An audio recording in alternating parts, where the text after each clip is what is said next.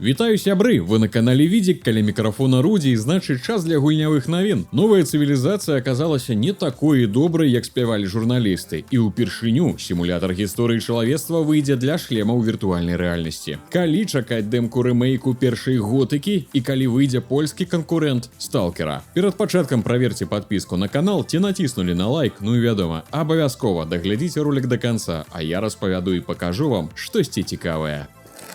Ужо сёння, 11 лютага, у свет выходзіць сусветна вядомы сімулятар гісторыі чалавецтва Sid Meier's Civilization 7. Да гэтага з'явіліся агляды журналістаў, у якіх у асноўным цёпла сустрэлі ўсе новаўвядзенні і змены, сярод якіх спрэчная механіка, змены падначаленай цывілізацыі у кожнай новай эпосе, якіх цяпер 3. Амаль усе аглядальнікі паставілі гульні больш за 8 балаў. А вось уладальнікі прэміяльных выданняў разам з папярэднім доступам амаль за тыдзень атрымалі насуперак шчаслівым журналістам поўны набор праблем расчаравання. Водгукі ў стым змешаныя, і ўсяго 49% з іх станоўчыя. Firaxis Games не пакінула скаргі без увагі і пазначыла план дзеянняў. Цэны на папярэднія запускі даходзілі до 130 еўра. Імаверна, калі б журналісты выклалі такую суму з уласнага кашалька, рэакцыя на праблемы і недапрацоўкі была бы зусім іншая. У першых карыстальніцкіх аглядах часцей за ўсё крытыкавалі нязручны інтэрфейс і беднае кантэнтнае напаўненне. Як абвяшчае пасланне ад стваральнікаў, яны атрымалі зваротную сувязь і вылучылі 3 напрамкі, на якіх яны засяродзяцца. У першую чаргу сілы кінуць на паляпшэнне інтэрфейсу, напрыклад, падвысіць чытальнасць карты і інтуітыўнасць узаемадзеянняў. Дададуць фішкі, якіх супольнасці не хапае больш за ўсё. Сярод іх магчымасць аб'ядноўвацца ў каманды ў мультыплееры, даваць уласныя назвы гарадам і рэлігіям, павышэнне разнастайнасці тыпаў карт і іншае. У гульні Напалеон можа кіраваць інкамі і змяніць некалькі нацый за гульню, і гэта нармальна, а іншыя назвы паселішчаў не гістарычна. Ужо ў сакавіку плануюць выпусціць буйную ладку 1.1, у якой можна разлічваць на праўкі балансу, крызісаў і дыпламатыі, паводзін штучнага інтэлекту і ліквідацыю багаў.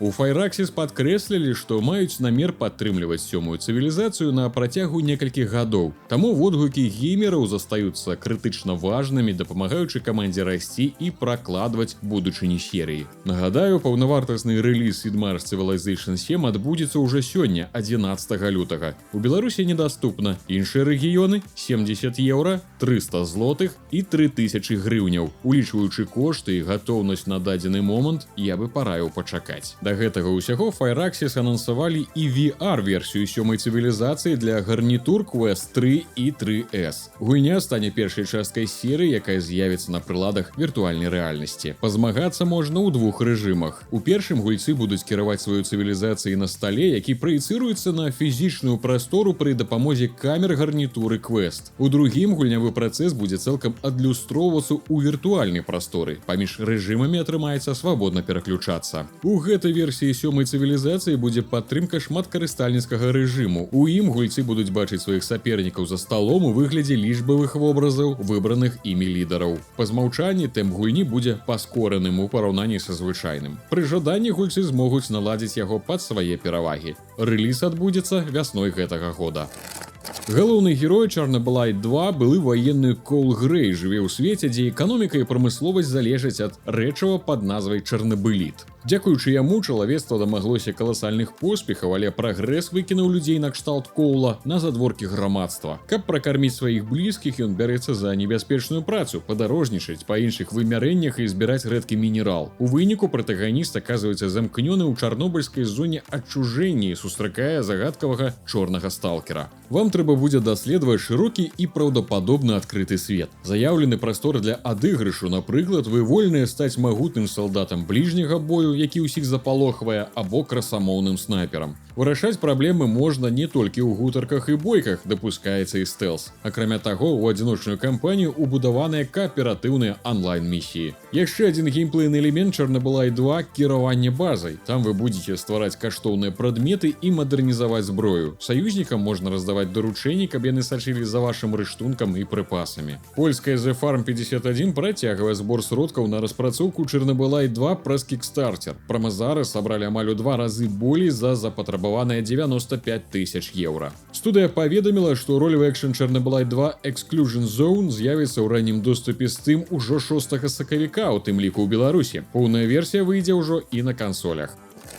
Першапачаткова студыя Clima Games планавала выпусціць Commandos Origins да канца 2024 года. Але ў выніку крытыкі гульцоў да дэмаверсіі было вырашана адкласці запуск да сакавіка 2025, а атрыманы час выкарыстаць для ўнясення неабходных змяненняў у геймплей. Гэтага, пэўна, не хапіла, і рэліз пераехаў ужо на 9 красавіка. Нагадаем, сюжэтна новая частка культавай серыі Commandos з'яўляецца прыквелам, падзеі якога разгортваюцца падчас другой сусветнай вайны. Гульцы возьмуць пад кіраванне 6 герояў са сваімі унікальнымі умеласцямі і выканаюць больш за дзясятак складаных місій на розных фронтах, уключаючы заходняе ўзбярэжжа Еўропы, усходні фронт, Арктыку і Афрыку. Кожнае заданне прапануе некалькі магчымых шляхоў праходжання. Акрамя адзіночнай гульні прадугледжаны кааператыўны рэжым на дваіх, які даступны як па сетцы, так і на адной прыладзе з падзеленым экранам. Commandos Origins распрацоўваецца для ПК і кансоляў, у тым ліку па падпісцы Game Pass. Даступна ў Беларусі.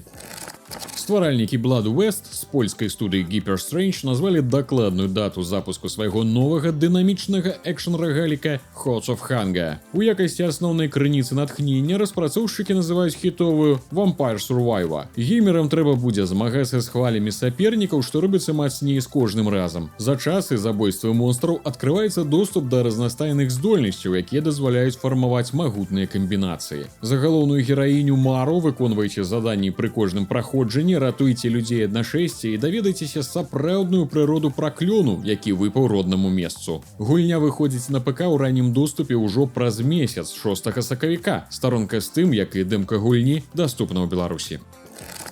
Парыжская студыя Microids займаецца рэстаўрацыяй Amazon The Explorer's Legacy, першай гульні Бенуа Сакаля. Распрацоўшчыкі вызначыліся з новай датай рэліза рэмейку. Нагадаю, галоўны герой адпраўляецца на закінуты дзесьці ў Лацінскай Амерыцы востраў Амерзон па просьбе памерлага даследчыка. Трэба будзе разгадваць галаваломкі, мець зносіны з прапрацаванымі персанажамі і даследаваць зарослыя руіны ў пошуках адказаў. Сваё тварэнне аўтары называюць не проста рэмейкам, а пераасэнсаваннем вечнай класікі.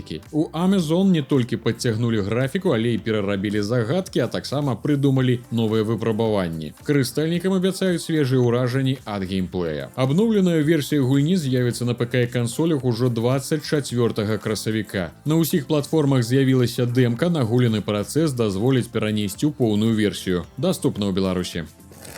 THQ Nordic запустила серыю дакументальных промо-ролікаў, у якіх распрацоўшчыкі з Alchemy Interactive дзеляцца сваімі меркаваннямі датычна вытворчасці рэмейку першай готыкі. Аўтары сцісла апісалі свае прынцыпы стварэння гульні. Спонсары жа канала на Patreon могуць паглядзець вытрымку самага цікавага ў відэа з беларускай агучкай. Разам з тым было абвешчана, што дэмка гульні стане даступна з 24 лютага па 3 сакавіка ў рамках фестывалю «Гульням быць» у Steam. Колькі менавіта контент увойдзе ў абмежаваную версію, пакуль невядома. Нагадаем, раней з рэмейкам маглі азнаёміцца толькі журналісты і наведвальнікі леташняй выставы Gamescom у Кёльне. Саму гульню плануюць выпусціць да пачатку лета 2025 года на ПК і кансолях. Старонка з тым даступна ў Беларусі.